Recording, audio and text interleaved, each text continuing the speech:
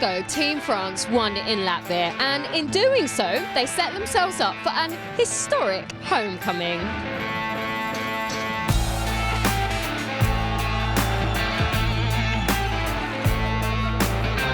It's been 10 years since the hills of Ernée resonated to the roars of a Motocross of Nations crowd, and this year they will again.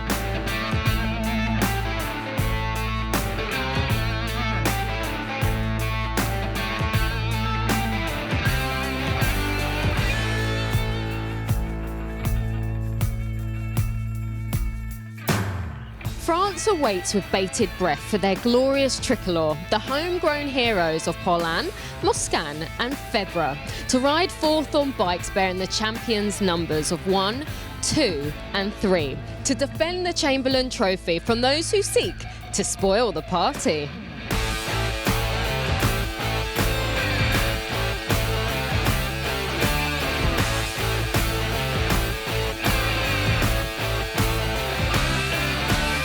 This is Ernée in France, and this is the 2015 Monster Energy FIM Motocross of Nations.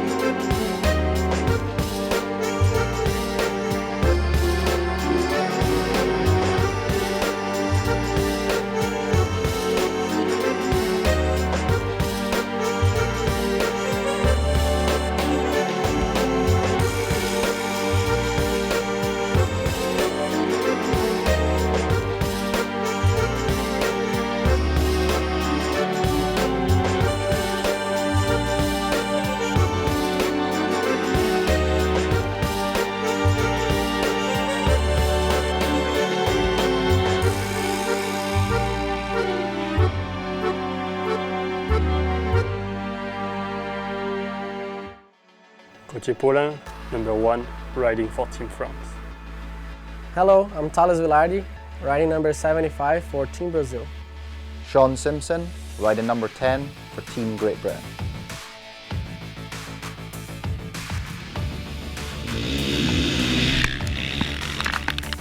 A freshly prepared track then. Here at Ernée, the riders charge down into turn 1. There have been quite a few different changes on this year's circuit. The first corner into turn 2 remains the same, but then we have this small little double here through turn 3, right in front of the main spectator area, over the Ippon jump, and then into turn 4. All of this remains the same. Then the riders head out of this turn into a brand new double jump, pretty big. So the rider's going to be spending quite a bit of time in the air over this one. The old circuit used to go 180 left back on itself, but now it continues up the hill, so utilising the hillside in a slightly different way. Single, double, double, single at the top of the hill, and then into this off-cambered downhill left, over a small single into this bottom right, and then back up the hillside one more time. Again over a slight single, and then doubling up onto the top, into this next left-hander. And then this now bears some kind of resemblance to the old circuit, dropping down in this bottom right-hander, and then up the far hillside. Riders get towards the top. There's a nice step-up jump under the Monster Energy banner, and then into the right-hander, immediately into the wave section, across the highest point of the circuit, over the tabletop, turning 90 degrees right, and then you can go double, single, or you can triple all the way down, and that banking will be absolutely full of crowd come race day. Bottom of the hill, 180 left, all the way back up. Monster Energy step up into a tight right, over a slight little drop down, very steep, this descent into this left-hander. Through the final turn, dropping down towards the Monster Energy finish line jump, over a slight double. And then at the bottom of the hill, the riders will go left past pit lane and into what will be the final turn on the track before re-emerging back down the start straight. Here for the 69th edition of the Monster Energy FIM Motocross of Nations.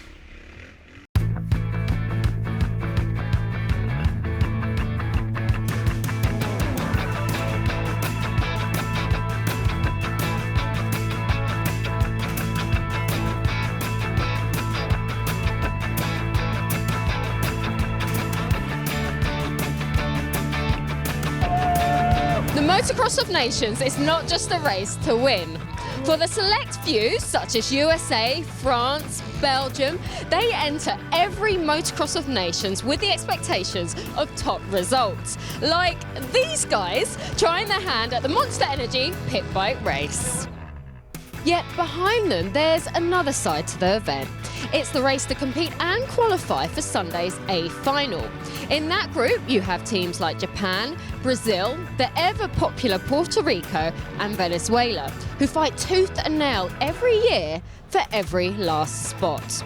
This is their story.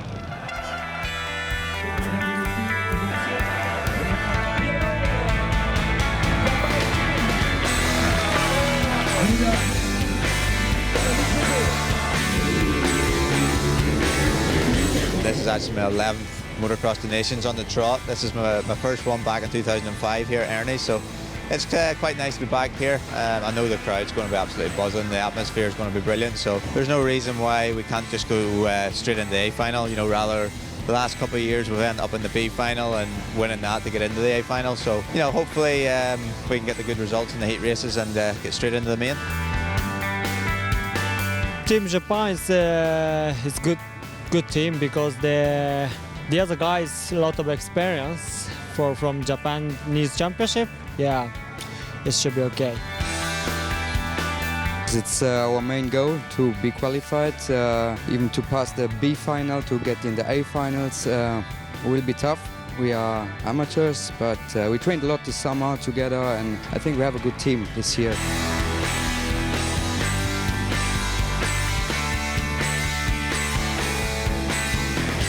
It's something special to represent your own country, and especially in France, where the crowd is always very huge, and yeah, the fans are just crazy, and I hope a lot of Slovenian fans will come.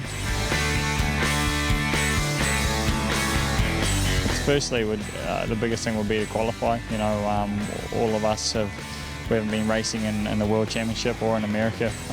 You know, we're coming from national championship racing, and then if we do that, then I think that we could, you know, probably sneak into the top 10 if we had a great day.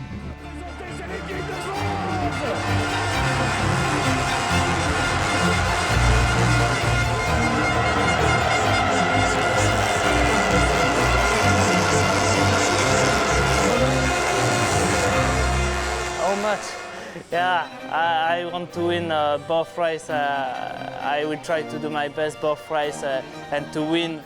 For sure will be amazing here in France. It's just our goal. We need to do our best and try to win as much as we can.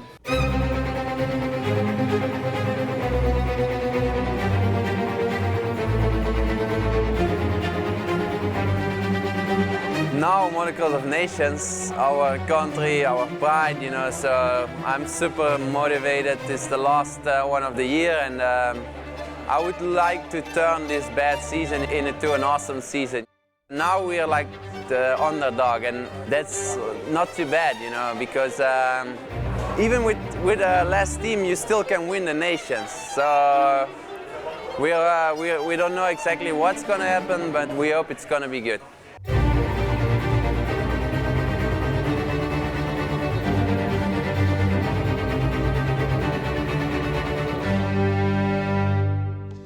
No one knows what to expect, really. I mean, besides the riders know, you know, what we have to do. I know what I have to do. Cooper knows, Jeremy knows.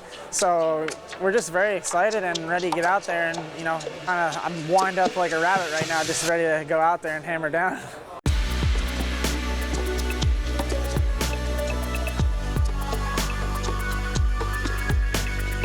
I didn't sleep much last night. I mean, I don't know whether that's a jet lag or whether I was just thinking about the nations in general. I wasn't that hyped. You know, we got last week out the way, and then all of a sudden now it's like on Twitter and Instagram and things like that. It's amazing the amount of support for this race that you get as, you know, to represent your country. The nations are always from inside, always.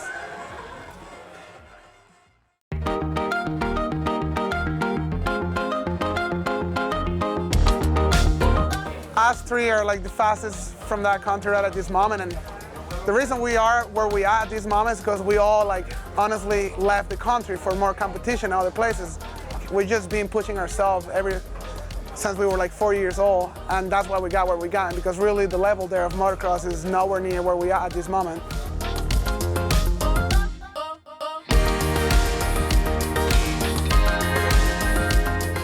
For me, it's just about getting my country as high as I can, and they've never been able to qualify before, so if we do that, we'll make history. It'll be the first time that we qualify. Our country is such a need right now for hope, and I hope that us qualifying for these nations and doing more than that, just racing well and getting a good position will give some hope to Venezuelan country at this moment when they so need it. After a decent draw, it all came down to the 3 individual qualifying races, MXGP, MX2 and Open.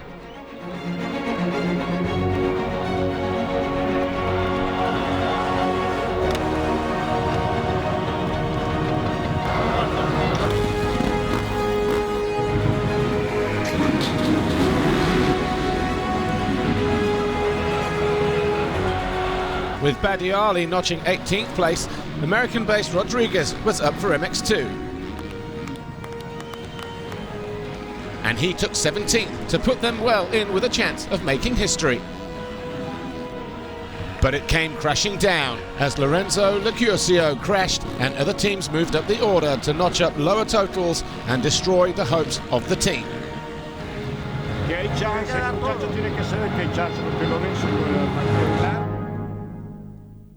But there was no chance.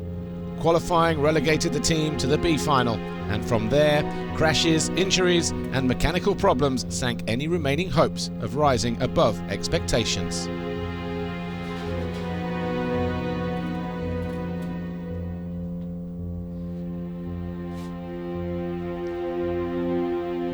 For Venezuela, it was all over before the sun had set on Saturday.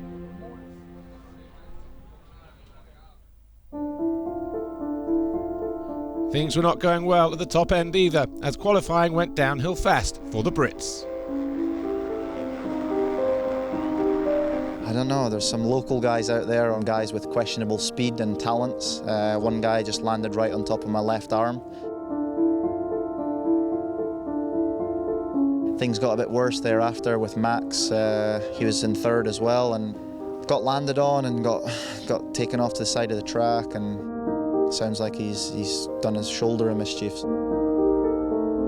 It's definitely a tough one to sort of comprehend how today spiraled, not out of control, but spiraled quite badly in the wrong direction for us. I found a lucky coin this morning and I thought that's going to be good for us, but it wasn't.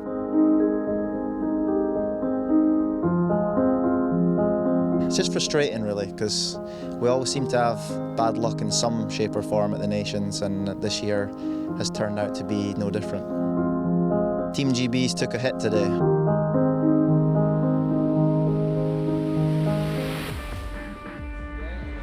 Heartbreak and joy, the two distinct and all too obvious elements of the Motocross of Nations. The race means just that little bit more to the teams, riders and fans. It's Sunday morning and the races are fast approaching. For Team GB, the podium dream is over, but for Team France, the very real possibility of home ground dominance is looming. Will they be able to bring home the Chamberlain Trophy whilst shouldering the burden of expectation from their adoring fans? We'll find out after the break.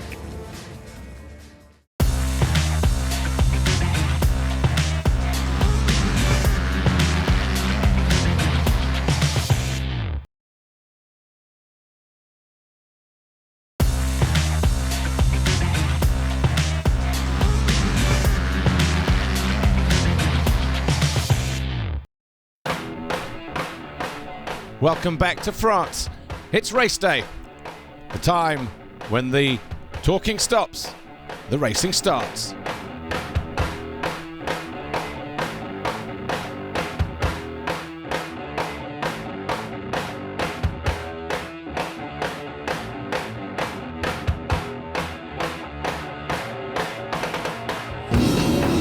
It was an explosive start. MXGP and MX2. 40 riders blasting down the start straight into turn 1. And it was number 7, Justin Barcia of Team USA, who grabbed the foxhole shot. The roar of the French crowd urging on their home riders, but they were just inside the top 10. Gauthier Paulin on board, making rapid progress in 5th place. Barcia led though. Ben Townley was in 2nd, as Paulin looked to make more progress. 3 riders fell, including Todd Waters, while Paulin got stuck halfway around the lap. He ran into the back of Valentin Guillot, but didn't lose too much time. His teammate Marvin Musquin, though, was on the charge and already in 3rd place. And the French fans were in euphoria. He then caught Ben Townley of New Zealand to jump into 2nd position, and then set his sights on the American, Justin Barcia. Barcia made a slight mistake. He hit neutral in one of the tight corners, and that allowed Musquin into the lead. The 2 riders then traded positions on more than one occasion, whilst Gauthier Paulin lost the front end, took Max Nagel with him, and fell from 5th place down to 7th, which is where he would remain. Barcia tried another move down the inside of Musquin, both riders making more than their fair share of mistakes. Barcia eventually found his way around the outside in the narrowest of gaps. Another mistake from the American allowed Musquin through once more. This epic battle going on and on. Musquin wondered if he could hold on. Barcia doing all he could. Eventually his opportunity came at the end of the start straight, and on lap 11 he was through once more. Musquin tried and tried, but it was all to no avail.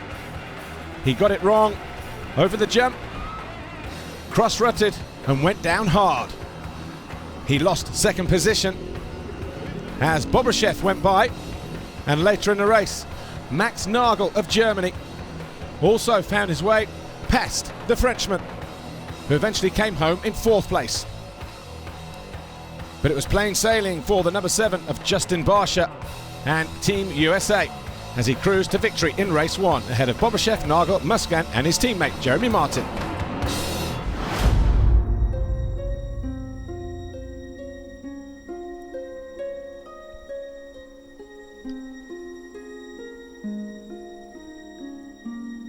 After race 1, the USA were leading on 6 points, France 2nd on 11, and Team Switzerland 3rd on 19. The Swiss team chasing their first podium since Namur in 1965.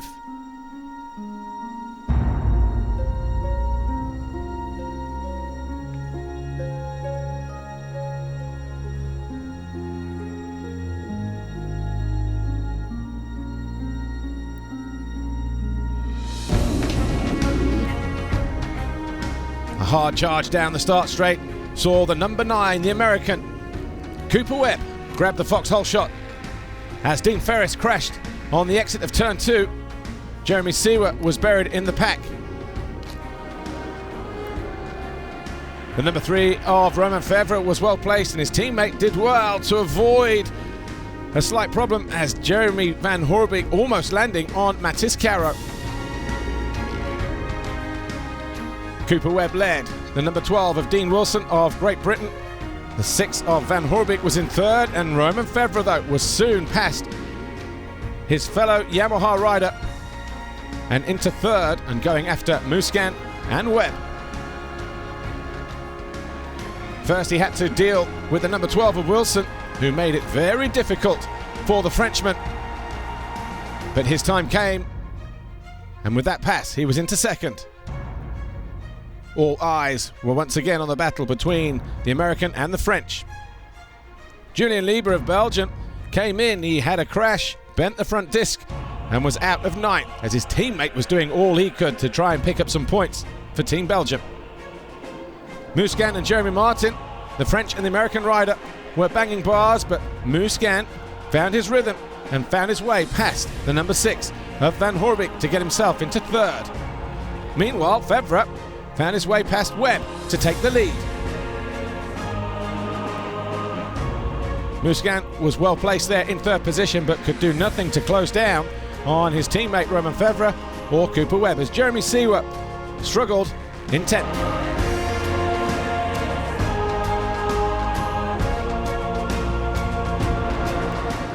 Cooper Webb fell whilst trying to keep onto the rear wheel of Febvre, and that allowed MXoN to close in on the American, but Webb responded and pulled clear of Marvin MXoN. Romain Febvre, though, was victorious in race 2, Webb second, MXoN third, and France were closing back in on the Americans.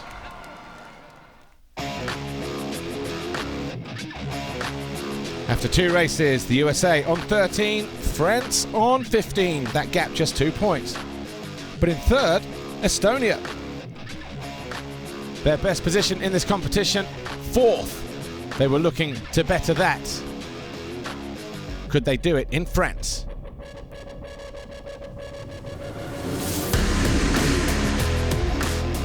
Charging down into turn 1, Ben Townley getting another good start just behind the Swede, Philip Bengtsson, who got the foxhole shot. It was a frantic first few corners as Bobryshev and Paulin battled it out. Bengtsson almost landing on there by the number 3 of Romain Febvre as Townley got himself into second, and a mistake from Paulin. Townley made that pass to take the lead, but not for long, and it wasn't until he got to the top of the hill that the Kiwi eventually found his way clear of Bengtsson, and at the same time Romain Febvre of France moved into second position. The French were well placed, the Americans not so. After their 2 hole shots in the first 2 races, it was starting to fall apart for the Americans as Febvre took the lead on lap 3. He couldn't shake off the challenge though of Ben Townley. Kenderdijker for Belgium, suddenly getting the Belgians back into contention for a podium position as Barsha put in a hard charge as well, coming through the field. Dean Ferris made a great start. He was up as high as 4th for Team Australia as Barsha found his way clear of de Dijker. He got his teammate behind him. He allowed Webb to close in as he was the faster of the 2 Americans, but then Webb made this mistake from 6th. He stalled the bike, lost a lot of time and possibly some momentum to get himself on the rear wheel of Gauthier Paulin for a crucial point in the closing stages of the race. Romain Febvre couldn't do any more than he was doing, and Gauthier Paulin was circulating inside the top 5. He made a great move on Ferris to get himself up to 4th place, as Barsha also found his way past the Australian, and then he fell. Paulin and Barsha banged bars, and the American eventually went through on the number 1. That was 1 more point clawed back for Team USA in what was coming down to the final laps of this final moto. Febvre still struggling to stay more than a couple of seconds clear of Ben Townley. Got on the gas in the final stages of the race and pulled clear to win. Townley was second, Barsha third, Bobryshev was 4th. But more importantly, Gauthier Paulin crossed the line to take 5th, which was enough for the French to take victory for the 3rd time and a successful defence of the Chamberlain Trophy and the Monster Energy Motocross of Nations.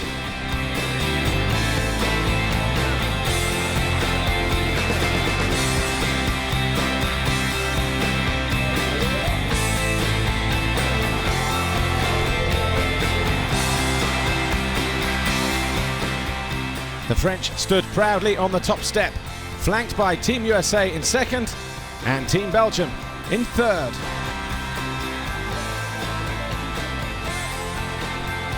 What a day for the French, and what a great advert for motocross all over the world.